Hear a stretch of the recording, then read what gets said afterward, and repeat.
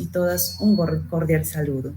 Es para mí un honor dar la bienvenida a todos y todas, y en especial a este gran maestro y referente del derecho penal y procesal penal, como es el señor Magíster Ishi Mesa, con quien tuve el honor de escucharlo en sus grandes conferencias magistrales y talleres académicos, como la que ahora seremos partícipes en el tema aspectos problemáticos de la tipicidad y antijuricidad penal en el manejo de un caso penal. Estoy segura que con su experiencia en el tema aportará conocimientos en la materia y además dilucidará nuestras dudas al respecto. Sin más que decir, sea usted, señor doctor, bienvenido y sea este evento académico fructífero para nuestro desempeño laboral. Muchas gracias, agradecida. Muchísimas gracias, señora doctora Maciel Galindo Soto, por las palabras. Damas y caballeros, efectivamente, continuando con el programa, invitamos a nuestro señor expositor, señor doctor Luis Alejandro Ishi Mesa, quien disertará la ponencia Aspectos problemáticos en la tipicidad y antijuridicidad en el manejo de un caso penal, para lo cual hacemos una breve reseña de su trayectoria profesional. Abogado por la Pontificia Universidad Católica del Perú, magíster en la Universidad de San Martín de Porres, doctorando en la Universidad de León, España, estudios en doctorado en la Universidad de Sevilla, programa de investigación sobre corrupción asociada al crimen transnacional organizado por la Unión Europea, experiencia laboral, Departamento contra Delincuencia Organizada Transnacional, Secretaría de Seguridad Multidimensional, experto regional y consultor legal, Organización de Estados Americanos OEA, Director General, Dirección General de Defensa Pública y Acceso a la Justicia por el Ministerio de Justicia y Derechos Humanos, Consejero de Defensa Jurídica del Estado, Ministerio de Justicia y Derechos Humanos, miembro titular Comisión de Gracias Presidenciales, Ministerio de Justicia y Derechos Humanos, miembro titular Tribunal de Disciplina Policial, asesor gabinete a la Presidencia del Poder Judicial, jefe del área legal, Consejo y Ejecutivo del Poder Judicial, experiencia profesional, practicante en el Estudio Jurídico Bramón Arias, docente en la Academia de la Magistratura, docente de pregrado y posgrado universitario, Pontificia Universidad Católica del Perú, Universidad de San Martín de Porres, César Vallejo, Policía Nacional del Perú, Escuelas de Oficiales, entre otros. Libros y participación en libros de Derecho Penal, las penas e inhabilitación y multas en los delitos contra la administración pública, guía transnacional, Derecho a Subvivir, año número 1, Gaceta Penal Procesal Penal, Gaceta Jurídica, tomo 48, 49 y 51, libro homenaje al profesor José Hurtado Pozo, el penalista de dos mundos. Recibo una cálida bienvenida, señor doctor Luis Alejandro Ishi Mesa. Bueno, muy buenas tardes con todas y todos, y ante todo mi cordial saludo y agradecimiento a la Corte Superior de Justicia de Puente Piedra, Ventanilla, por la gentil invitación, a su presidente, al encargado de la comisión, y sobre todo agradecerle a la doctora Maciel Galindo Soto por la gentileza de sus palabras. Muy amable, doctora, por esa presentación, a la señorita Marisol Herrera también por la invitación. Quería proyectar mi diapositiva para poder conversar con ustedes sobre esta pequeña disertación, por favor, si me permite. Adelante, doctor.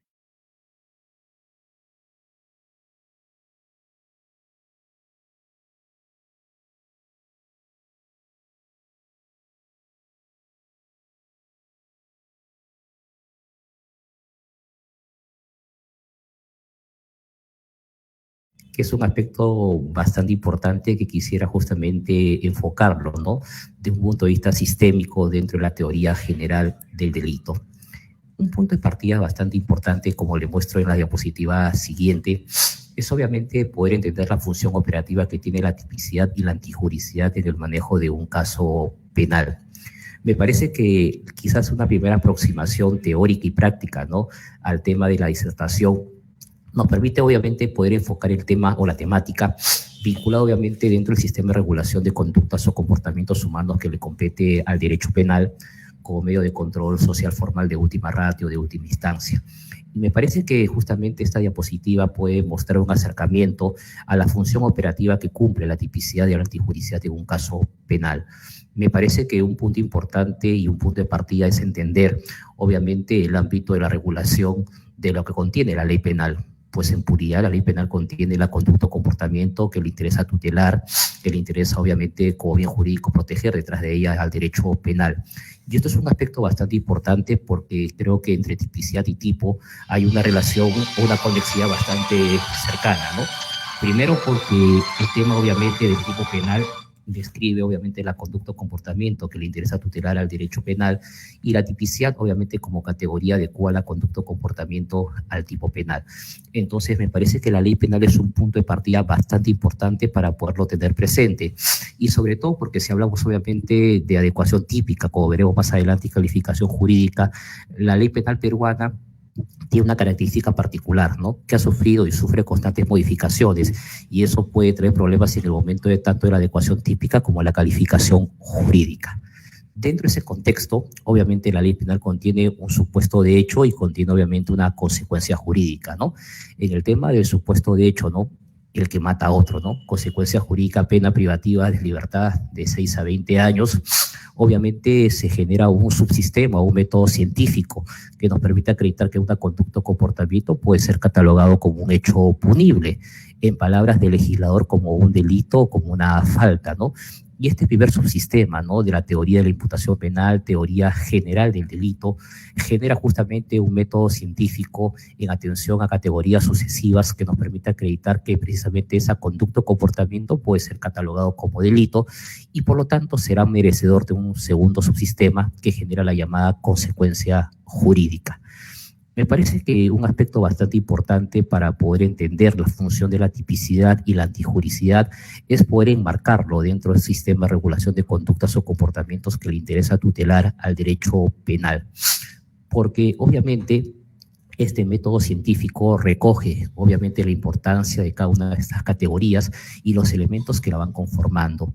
Bajo un sistema tripartito, ¿no? Mayoritariamente siempre aceptado en los últimos tiempos, se dice que el delito implica una conducta o comportamiento típico y antijurídico donde el sujeto es culpable. Entonces, en un sistema tripartito mayoritariamente aceptado en el desarrollo de las escuelas penalistas, obviamente la primera categoría, ¿no? Que aparece en este método científico es la llamada tipicidad. Y obviamente la tipicidad cumple un papel bastante importante desde su incorporación en este sistema penal por Pelling en el año 1913, ¿no? Asociado sobre todo a las llamadas escuelas causalistas, un causalismo naturalista bajo el llamado sistema clásico del delito, ¿no? Y el ámbito obviamente de la tipicidad juega un papel bastante importante, porque obviamente es la primera categoría, quizás la base, quizás el sostén, que obviamente sobre el cual se edifica toda la teoría del delito.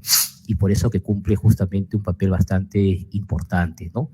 Más allá, obviamente, que la base, que es la conducta o comportamiento, constituye, ¿no? Siempre un primer filtro bastante importante vinculado al tema de la manifestación de voluntad del sujeto en la realización de la conducta o comportamiento, que luego será justamente análisis de esas tres categorías en tipicidad, antijuricidad y culpabilidad.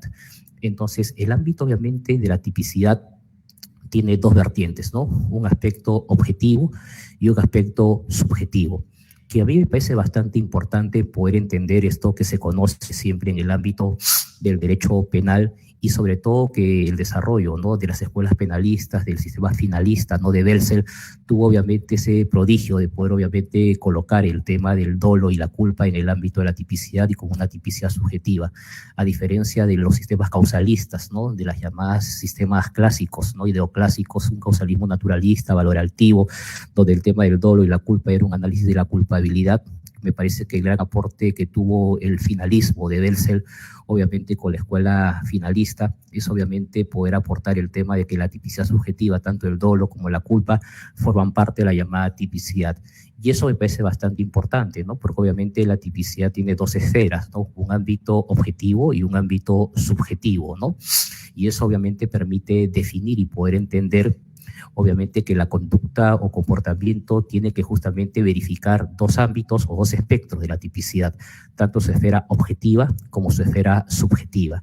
Y acá viene un aspecto bastante importante, ¿no? Sobre tipo y tipicidad, donde siempre obviamente son dos cosas totalmente distintas, pero que van de la mano, ¿no? El tema del tipo penal siempre es la descripción de la conducta o comportamiento, ¿no? Que está prevista en la ley penal. El que mata a otro, pena privativa de libertad no menor de 6 ni mayor de 20 años. Ese es el tipo penal. Y el tema de la tipicidad como categoría del delito, o la primera categoría de este sistema del delito, se encarga justamente de verificar si la conducta o comportamiento que realiza el agente se adecua precisamente al tipo penal. Entonces, me parece que una primera aproximación al tema del concepto de lo que es la tipicidad y su función operativa en atención a los elementos que la componen podría justamente definirse de la siguiente manera: que la tipicidad es una primera categoría dentro del sistema de la teoría general del delito que se encarga de verificar si la conducta o comportamiento que realiza el agente, ¿no?, en el mundo exterior se adecua a un tipo penal, actuando con dolo o culpa. Me parece que esa pequeña definición, que me parece que es la más didáctica para el tema de transmitir los conceptos y los contenidos y las características que tiene la tipicidad, nos acerca obviamente a los elementos que la componen, tanto en su esfera objetiva como en su esfera subjetiva. Y eso es un aspecto bastante importante porque permite entender, ¿no?, que el derecho penal, en su ámbito de estudio de conductas o comportamientos humanos de hechos realizados por sujetos, obviamente tanto el aspecto objetivo como el aspecto subjetivo transitan por las tres categorías, ¿no?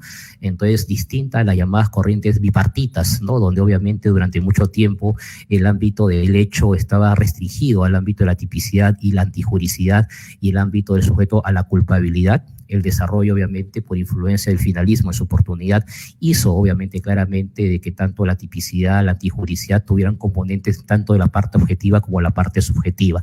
Y me parece que la tipicidad, en este caso, juega justamente y recoge esos aportes importantes tanto en su esfera objetiva como en su esfera subjetiva.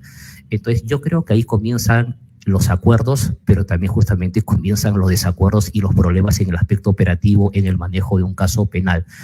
Porque obviamente el tema de la tipicidad consiste en adecuar una conducta o comportamiento, una manifestación de la voluntad de la gente en el mundo externo a un tipo penal. Y el tipo penal viene dado justamente por el tema del legislador.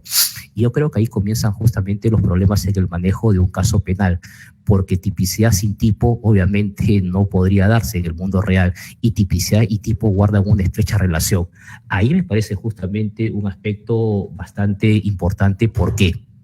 Porque obviamente el ámbito del tipo penal depende en buena cuenta del legislador, y obviamente los elementos que componen el tipo objetivo vinculado a la conducta o comportamiento, al verbo típico rector, a los medios empleados, al sujeto activo, al sujeto pasivo, juega un papel bastante importante obviamente en el tema de la construcción de los tipos penales y después en la adecuación típica y la calificación jurídica. Y ahí me parece que están ahí los dos problemas actuales que se presentan en el manejo de un caso penal. Primero, el ámbito de la adecuación típica, que recae obviamente sobre la conducta o comportamiento, adecuarla a un tipo penal. Y cuando el tipo penal obviamente es incierto, presenta características, presenta deficiencias, el manejo del caso penal se va a ver resquebrajado. Y obviamente, mire usted que la problemática ni parte obviamente del juez o del fiscal, como muchas veces estamos acostumbrados a escuchar, un ámbito, una responsabilidad entre comillas que no le compete, ¿no?, sino obviamente que el manejo del tipo penal parte obviamente por parte del legislador. Entonces ahí comienza justamente un primer problema que va de la mano obviamente en el ámbito ya vinculado cuando manejamos el tema de la adecuación típica de la calificación jurídica, sobre todo que se presenta muy a menudo, que es lo que yo advierto, el manejo de las llamadas figuras concursales. Entonces, me parece que el ámbito actual genera dos momentos importantes. Primeramente, la propia naturaleza del tipo penal, de lo que se regula en el ámbito de la ley penal por parte del legislador. Y por otro lado, obviamente, ya cuando hacemos esta tarea de adecuación típica y calificación jurídica con el manejo de las llamadas figuras concursales. Y de manera concreta me parece que son dos clases de concursos que afectan justamente el ámbito vinculado al tema de la tipicidad penal. Primero, el propio tema del concurso aparente de leyes. Obviamente, cuando existen tipos que aparentemente pueden obviamente englobar o pueden justamente reclamar el tema de la adecuación típica. Y por otro lado, una categoría que, si bien es cierto, no está vinculado al tema de la tipicidad y que va justamente vinculado al tema de concurso de delitos, cuando ya hay un delito que gira justamente en torno a dos concursos principales, ideal o real, genera un primer ámbito de problema cuando uno se enfrenta a un caso penal. Obviamente hay sucesos que ocurren obviamente en el mundo exterior o hechos que puede obviamente generar un tema de varias aparentes adecuaciones típicas y generan justamente problemas concursales. Me parece que son los dos aspectos que se presentan en el ámbito obviamente de la tipicidad, y en el tema obviamente de la tipicidad también poder entender que ningún método científico es obviamente perfecto, ¿no? Obviamente que la tipicidad, como todas las categorías, tienen presupuestos o supuestos que limitan obviamente la categoría y que obviamente permiten, ¿no?, la existencia de causas de atipicidad, ¿no? Y por otro lado, también poder entender en el lado derecho, ¿no?, de la diapositiva, de que el ámbito vinculado a causas imperfectas, ¿no?, vinculado al tema de la tipicidad, obviamente genera una reducción de la pena por debajo del mínimo legal. En el ámbito de la antijuricidad, me parece que también juega un rol bastante importante, porque es una categoría sucesiva e inmediata después de la tipicidad. Y el ámbito, obviamente, de la antijuricidad puede ser también definido en atención a los dos componentes, obviamente, que la integran. Primero, una antijuricidad formal y una antijuricidad material, ¿no? Una antijuricidad formal, obviamente, entendida como una conducta típica contraria a la ley. Y obviamente es una conducta típica contraria a la ley porque ya pasó una primer filtro, una primera categoría, que es la tipicidad. Entonces la antijuricidad puede ser definida como aquella conducta típica contraria a la ley, una antijuricidad formal, y que obviamente afecta, ¿no?, lesiona o pone en peligro un determinado bien jurídico, la llamada antijuricidad material. Entonces la antijuricidad juega un papel bastante importante porque obviamente tiene un preindicio que es la llamada tipicidad, y la tipicidad genera un indicio de antijuricidad. Entonces, para que haya antijuricidad tiene que haber atipicidad. No se concibe una antijuricidad sin tipicidad, va de la mano. Entonces la antijuricidad puede ser obviamente definido como una segunda categoría en este sistema de la teoría de la imputación penal, y obviamente que implica verificar si esa conducta típica es contraria, obviamente, al derecho, una antijuricidad formal, y lesiona, pone en peligro un bien jurídico, una antijuricidad material.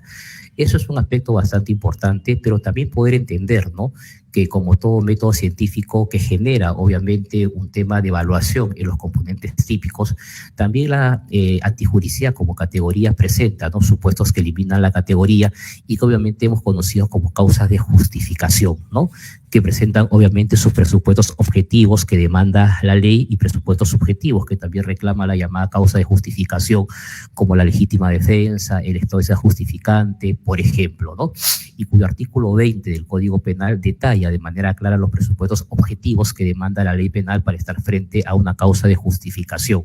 Legítima defensa, por ejemplo, ¿no?, el tema de una agresión ilegítima, el tema de la necesidad racional del medio empleado o el tema de la falta de provocación suficiente, ¿no?, por ejemplo, ¿no? Y obviamente el desarrollo de una causa de justificación imperfecta, como usted ve al lado derecho, genera justamente un ámbito de una disminución, obviamente, de la pena por debajo del mínimo legal, afecta obviamente el ámbito de la punibilidad.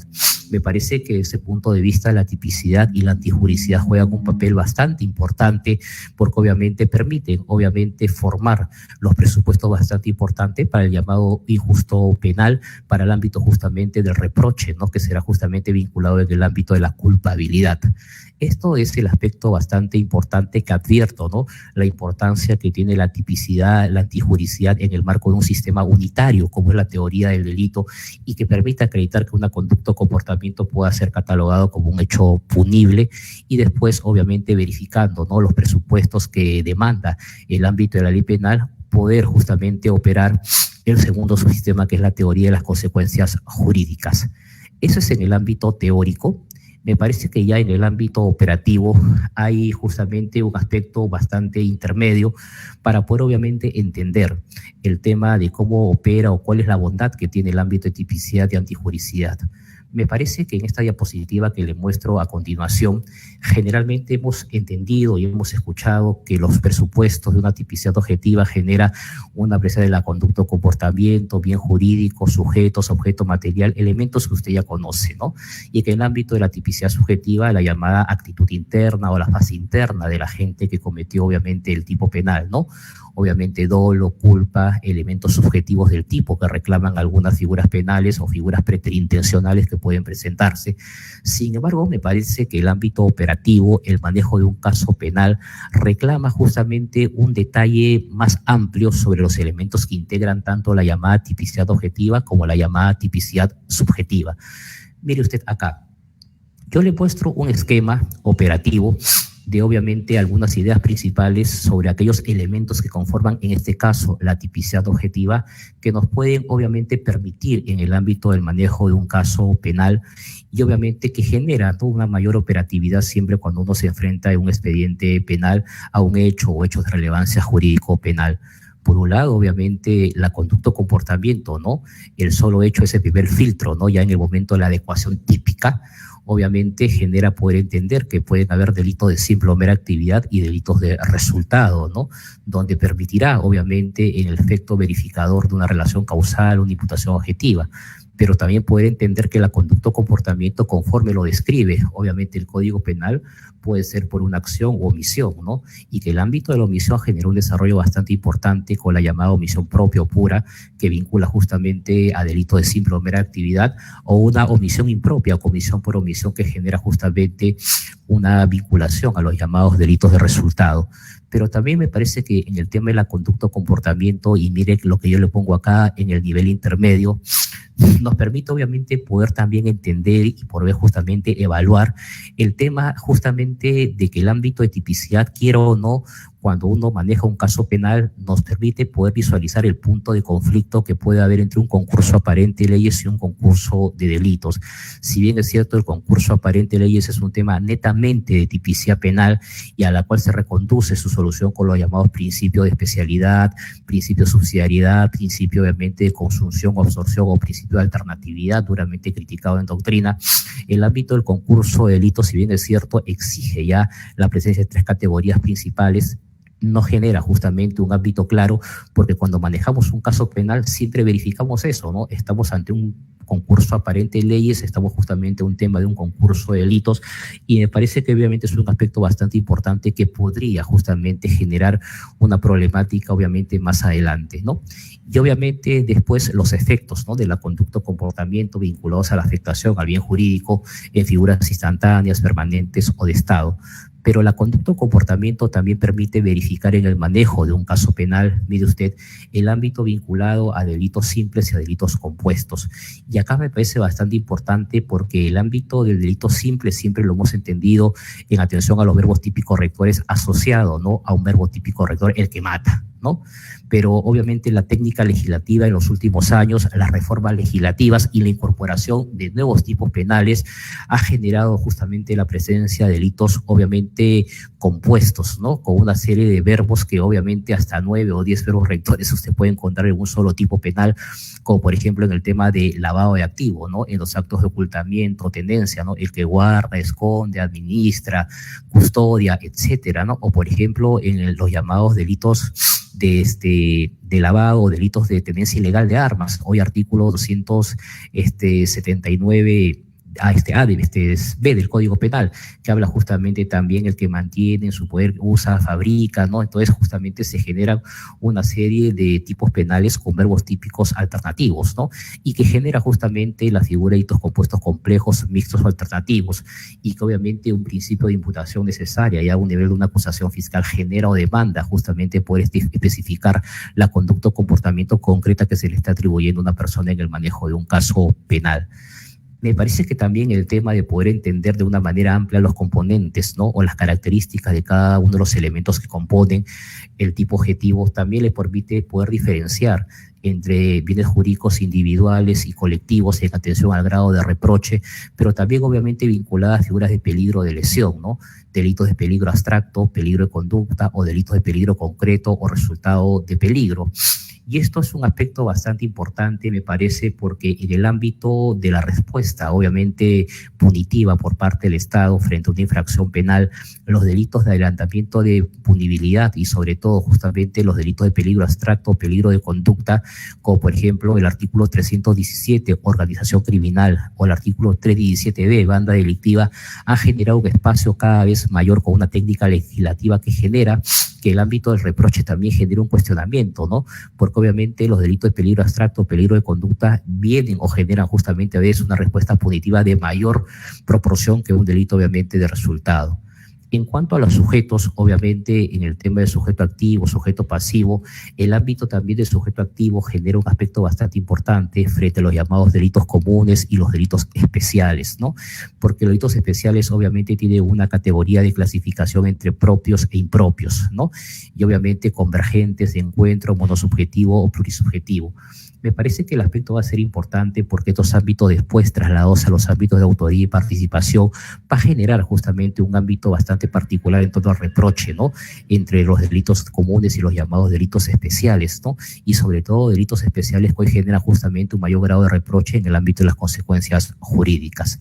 En cuanto acá también al objeto material del delito, quizás es un aspecto que a veces pasa desapercibido, pero es un aspecto bastante importante, porque obviamente en el tema vinculado, sobre todo, y ligado, ¿no?, a los medios empleados vinculados al tema del objeto, como los delitos de medios determinados, delitos de medios indeterminados, generan también una problemática, ¿no?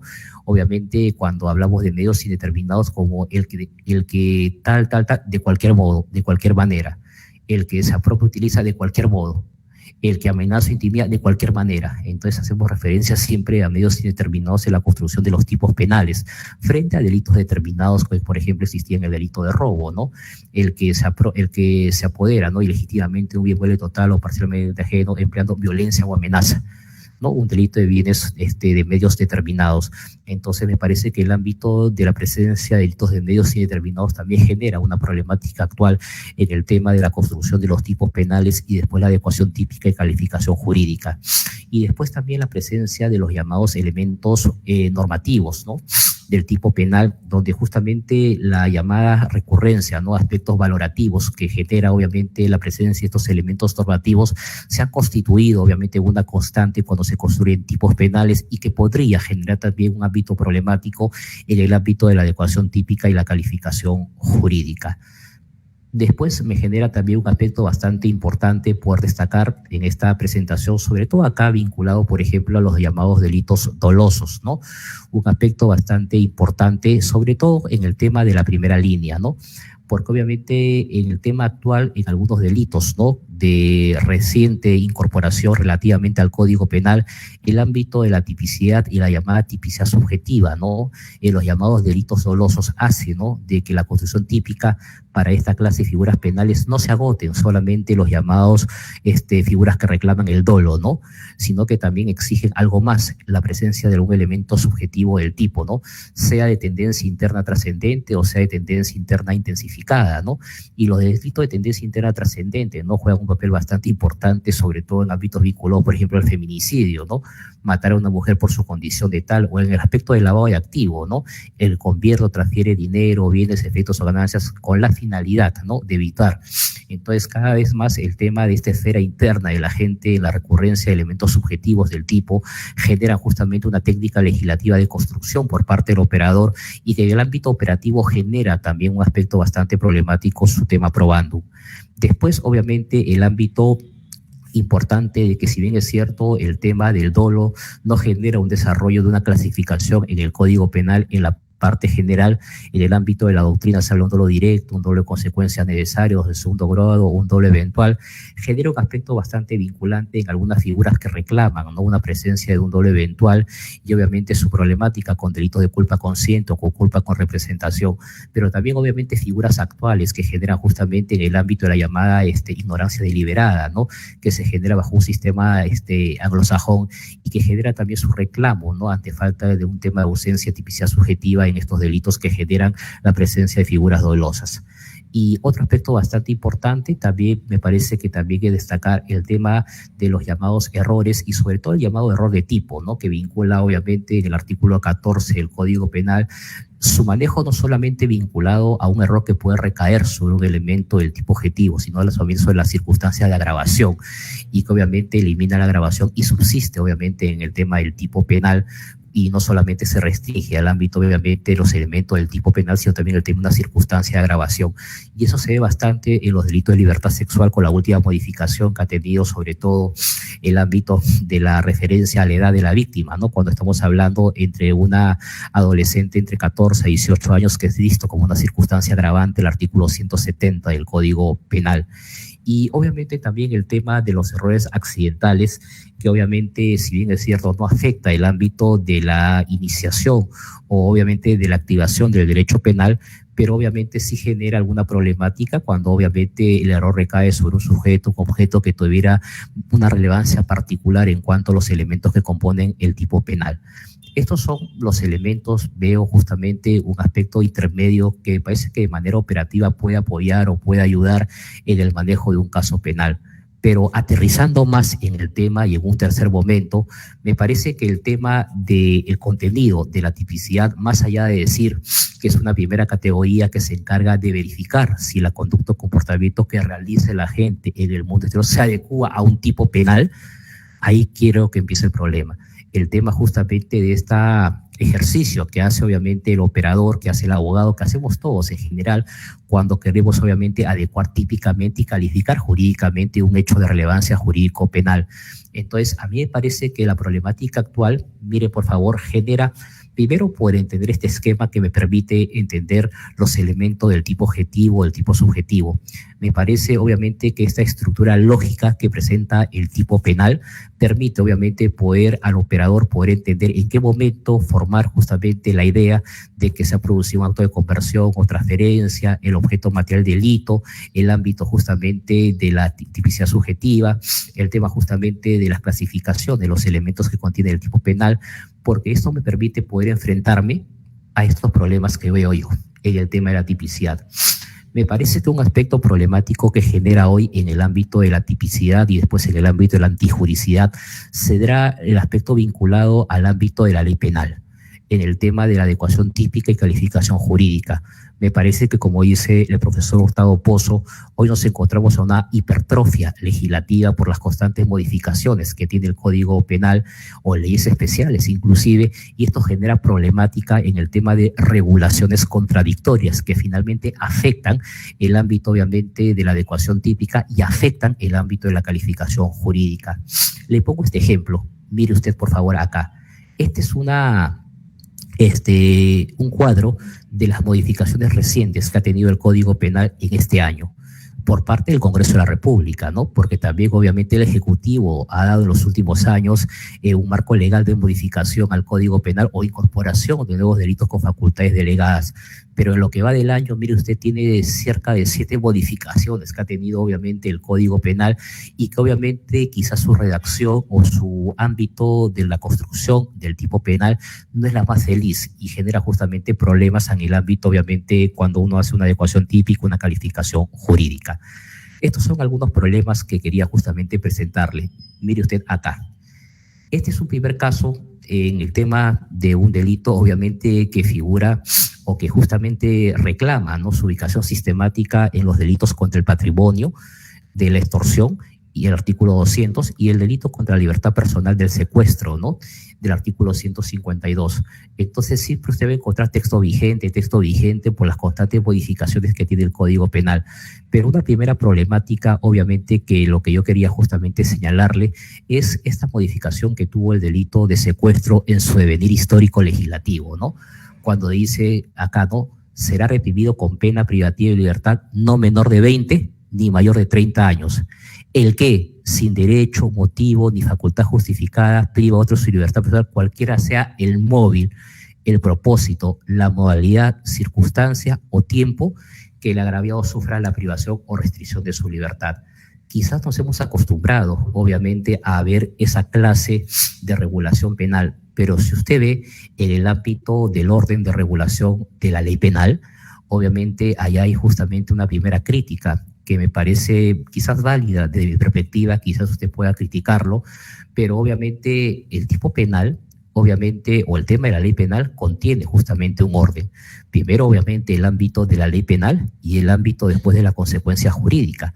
Nos hemos acostumbrado en reiterados tipos penales en colocar primeramente la consecuencia jurídica y después la ley penal, cuando justamente hablamos de una consecuencia jurídica de un delito. Y obviamente primero debe que ir regulado justamente el ámbito del supuesto de derecho y después debe ir regulado obviamente la consecuencia jurídica. Eso que a veces por costumbre nos acostumbramos obviamente a escuchar en las clases, en la universidad, cuando justamente analizamos el tipo penal, me genera una primera crítica de manera respetuosa, ¿no? Primeramente, si la ley penal tiene un primer extremo, que es el supuesto de hecho, que genera una consecuencia jurídica, pues el orden juega un papel bastante importante en la construcción de la técnica legislativa cuando se construyen los tipos penales. Y esta es una primera crítica, por ejemplo, acá en el delito de secuestro. Después, miren por favor, quiero que vea justamente el ámbito de esta modificación, ¿no? Dice cualquiera sea el móvil, pero después usted ve los llamados delitos de extorsión y tiene justamente un sexto párrafo que le dice si el agente con la finalidad de obtener una ventaja económica indebida o de cualquier otra índole, correcto, mantiene en rehén a una persona. La pena será no menor de 20 a 30 años. Oiga, si usted mantiene en rehén, también está privado de su libertad, ¿no? Y usted habla de una ventaja económica o de cualquier otra índole. Entonces la pregunta es, oiga, cuando yo tengo un caso de que se priva de su libertad a una persona bajo un móvil, obviamente X, eso constituye un delito de extorsión en los términos del artículo 200, numeral obviamente 6, o eso genera justamente un ámbito de un delito de secuestro, ¿no? Obviamente cuando hay un móvil económico, hay una ventaja económica, ¿no? No dicen, oiga, no, acá hay un concurso aparente de ley, es un periodo de especialidad. Claro, pero la norma dice de una ventaja económica y debida o de cualquier otra índole. Y obviamente el artículo 152, que también es privar de libertad, implica cualquiera sea el móvil. Entonces hay algunas acusaciones que se plantean como una pretensión principal, como una pretensión alternativa. Entonces eso genera justamente un aspecto de revisión quizás en la construcción de los tipos penales, en la adecuación típica, en la calificación jurídica, pero mire, voy más allá en el tema del delito de extorsión.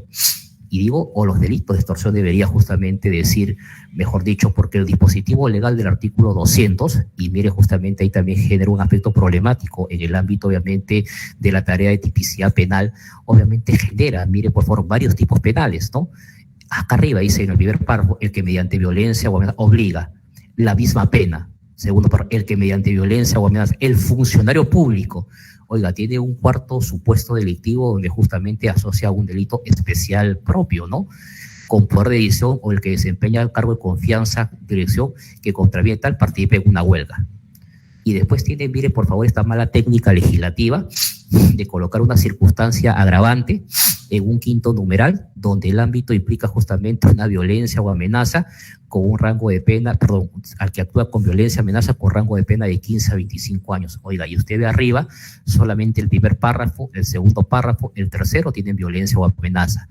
El funcionario público que participa en una huelga, obviamente también es una modalidad de extorsión, pero ahí no hay violencia o amenaza y por ende no se puede aplicar esta circunstancia especial agravante.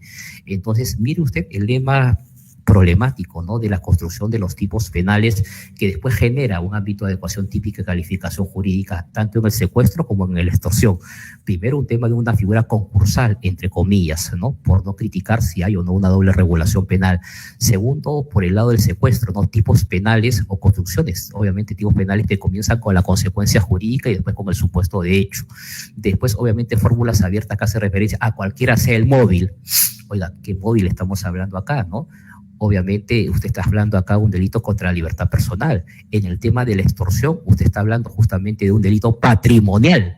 Entonces, si era el texto original que el código decía, si el agente con la finalidad de obtener una ventaja económica indebida, tiene contenido patrimonial o de cualquier otra índole, pero no estamos en los llamados delitos patrimoniales. Entonces, ese es un aspecto crítico, obviamente, que parte del tipo penal y que la tarea de adecuación típica y calificación jurídica se ve afectada. No solamente es el único ejemplo, mire por acá, en el tema concreto. Otro aspecto bastante singular ocurre con las llamadas figuras vinculadas al tema del homicidio calificado, ¿no? Y el tema de las llamadas figuras del sicariato, ¿no? Y miren por favor acá, esta técnica legislativa, ¿no?, en el artículo 108 del Código Penal, el texto vigente, ¿no?, la última modificación de la ley número 30.253 del 24 de octubre del año 2014, un sujeto recibe una contraprestación económica para acabar con la vida humana independiente, vida independiente humana de Juan. Oiga, ¿eso es un homicidio calificado o eso es una figura de sicariato? O la figura justamente del sicariato ya absorbe, ya comprende justamente a este homicidio por lucro. Entonces, hay problemáticas también, obviamente, no tan claras y definidas en relación justamente a estas figuras penales, ¿no? Oiga, eso es homicidio por lucro porque codicia, obviamente, es un apetito particular que surge, obviamente, de la gente en atención a su fuente última del Código Penal, obviamente, argentino, ¿no? Pero, obviamente, el lucro, ¿no? En este caso, ¿es un homicidio calificado o estamos ante una figura de sicariato? Y mira, por favor, acá, ¿no? Porque un sector en el cual obviamente también yo entiendo que es así, si el legislador ha querido mantener una figura de sicariato, obviamente debió en parte, ¿no?, haber justamente suprimido el llamado homicidio por lucro, ¿no? Y obviamente eso parte de su fuente legislativa, ¿no? Que el lucro no siempre fue el tema de una acepción española de una contraprestación, ¿no? Sino que el lucro era un aspecto mucho más amplio vinculado, obviamente, al aspecto de la ventaja que se buscaba con el delito de homicidio.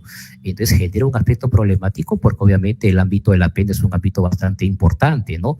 Y después en el ámbito del sicariato, ¿no? Mire, por favor, primero entender que el sicariato no es una figura solamente regulada en el artículo 108C, sino que olvidamos que tiene una segunda modalidad, que es la conspiración y ofrecimiento para el delito de sicariato. Ambas aparecieron en el artículo 108C y 108D respectivamente con el decreto legislativo 1181. Oiga, acá no solamente la problemática entre el tema del homicidio por lucro y el tema obviamente del sicariato, sino mire la fórmula o la técnica legislativa, ¿no? Que en el segundo párrafo también se regula con la misma pena, tanto a que ordena, encarga o acuerda el sicariato o el intermediario, ambas partes del pacto injusto regulados obviamente con un rango de pena similar. Y el ámbito de la crítica, ¿no?, de las circunstancias agravantes, donde el legislador mezcla una delincuencia de carácter individual, a lo mucho un tema de una coautoría funcional con el tema del crimen organizado, ¿no? Que obviamente el grado de reproche obviamente se justifica y se critica, ¿no?, en atención obviamente al tema de las componentes de las circunstancias, por ejemplo, que agravan esta figura. Dice, oiga, en el tema pena privativa de libertad de cadena perpetua, cuando el ejecutivo tiene 2 o más personas, y después para haber cumplido una organización criminal. Entonces, esa mezcla justamente de un ámbito de una delincuencia colectiva a un nivel extremo, que es crimen organizado, y un tema de una coautoría o autoría funcional, genera también un aspecto bastante crítico, ¿no? Y después cuando se hace referencia a armas de guerra o las víctimas de delito, a personas como el feminicidio, que están vinculados al ámbito del homicidio calificado por la condición oficial de la gente. Y después acá el artículo 108D, un aspecto bastante crítico, ¿no? Una regulación penal de un adelantamiento de la barrera de punibilidad vinculado justamente a los actos conspirativos, ¿no? El solamente hecho de ponerse de acuerdo para promover, favorecer o facilitar, o sea, actos obviamente de conspiración para obviamente figuras de cooperación o de instigación, que obviamente es la promoción, favorecimiento o facilitación, con un rango de pena de 5 a 8 años, parece justamente el ámbito de pena con el cual comienza el homicidio, que va de 6 para arriba. Ese es un segundo problema para que vea en el ámbito real. Pero si usted sigue avanzando, por favor, mire por favor aquí, va a tener otro problema. También, por ejemplo, en el tema que esto advierto que es bastante común, el artículo 122b, agresiones contra las mujeres o integrantes del grupo familiar, ¿correcto? Donde tiene una circunstancia especial agravante que dice si se contraviene una medida de protección. Y después usted tiene que, mire por favor, este delito se modifica con la ley número 30.819 del 13 de julio del 2018. Y de pronto usted tiene que en los delitos, obviamente, contra la administración pública, cometidos por funcionarios públicos, ¿correcto? Tiene, por particulares, perdón, el artículo 368, resistencia o desobediencia a la autoridad, que fue modificado unos meses después, con la ley número 30.862, el que desobedece o resiste, y tiene un agravante, desobedece o resiste una medida de protección. Entonces la pregunta es, oiga, un sujeto agarra, desobedece la medida de protección, causa lesiones, y se genera justamente este tema concreto, ¿no? Lesiones en el ámbito, obviamente, una menor intensidad. Esto es un concurso aparente leyes, es un tema de un concurso real de delitos, es un tema de un concurso ideal de delitos. Entonces acá genera justamente el ámbito de la regulación, obviamente problemática que tiene el legislador cuando obviamente de buena fe trata obviamente de dar una regulación mayor en este contexto de violencia de género o contra los integrantes del grupo familiar, pero acaba justamente generando una deformación que hay que recurrir justamente a la llamada figuras concursales, donde el rango de pena es totalmente distinto, ¿no? Y si usted ve acá en el tema de agresiones contra las mujeres o integrantes de los familiares, el que de cualquier modo, mire por favor, una recurrencia en la técnica legislativa a medios indeterminados, empezando obviamente por el tema del medio y no por el verbo típico rector, que obviamente es lo que genera un orden cuando uno construye sistemáticamente un tipo penal. El que, el verbo, el medio, correcto, a diferencia de acá, el que desobedece o resiste. Entonces, una tercera problemática que usted ve. Después, mire por favor acá, otro problema, ya solamente para ir cerrando rápidamente, es en la llamada estructuración de los tipos penales con contenidos contradictorios y casuísticos. Entonces, cuando yo hablo esto en las clases en la universidad, en alguna conferencia, dice, señor, y si pueden haber tipos penales, obviamente con contenidos contradictorios y casuísticos, sí, lamentablemente la técnica legislativa en los últimos años, y estos problemas para el operador, para el fiscal, para el juez, generan tipos penales contradictorios, tanto de los verbos típicos rectores y una lista casuística que obviamente lamentablemente se ha vuelto costumbre por parte del legislador, en que obviamente todo aspecto operativo que ocurre en la vida real trata de regularlo en un marco de manera detallada, ¿no? Cuando el tipo penal debería contener aspectos generales que pudieran justamente absorber esa clase de conducta o comportamiento. Este es un ejemplo, mire usted acá, en el tema de la violación sexual, del artículo 170. Mire que esto fue modificado por la ley 30.838 del 4 de agosto del 2018, ley. Y después, mire por favor, al mes siguiente, o menos de un mes, obviamente, el 12 de septiembre del 2018 sale un delito, o sea, chantaje sexual, artículo 176C, que fue incorporado por decreto legislativo. O sea, uno lo dio el legislador, las modificaciones. La incorporación lo hizo el Poder Ejecutivo con facultades delegadas. Y ahí comienza el problema, porque usted ve, dice, el que con violencia física o psicológica, siempre el medio, ¿no? Acá en este caso. Y si usted ve el chantaje, es el que amenaza o intimida, el verbo típico rector de por medio conforme, tiene que ser el tema de la elaboración o estructuración de un tipo penal. Y ve lo que le dice, ¿no? Obliga a tener acceso carnal por vía vaginal, anal o bucal. Ah, ya. El tema de la agresión sexual del artículo 170 implica una primera modalidad, acceso carnal, vía vaginal, anal o bucal. Pero también tiene una segunda modalidad, acto análogo, que implica introducir objetos o parte del cuerpo por alguna de las dos primeras vías. Por alguna de las dos primeras vías. O sea, mire por favor, vía vaginal o anal. Y de pronto el chantaje sexual le dice el que amenaza o intimida a una persona por cualquier medio, incluyendo el uso de tecnologías de la información o comunicación para obtener de ella una conducta o acto de connotación sexual. ¿Qué cosa es una conducta? ¿Qué cosa implica un acto de connotación sexual? Conducta y acto son dos cosas distintas desde el punto de vista de la acción por parte del sujeto activo. El contenido o el acto de connotación sexual o la conducta de connotación sexual absorbe el acto carnal y el acto análogo. Entonces, ¿a qué hace referencia? Eso es cuando usted tiene justamente el ámbito de la construcción de tipos penales que por un lado obedece al legislador y obviamente en unos días obedece justamente al Ejecutivo con facultades delegadas. Y el aspecto es más grave, mire por favor acá inclusive, cuando usted tiene los delitos de explotación reubicados por la ley número 31.146, un artículo 129E que se llama cliente de la explotación sexual.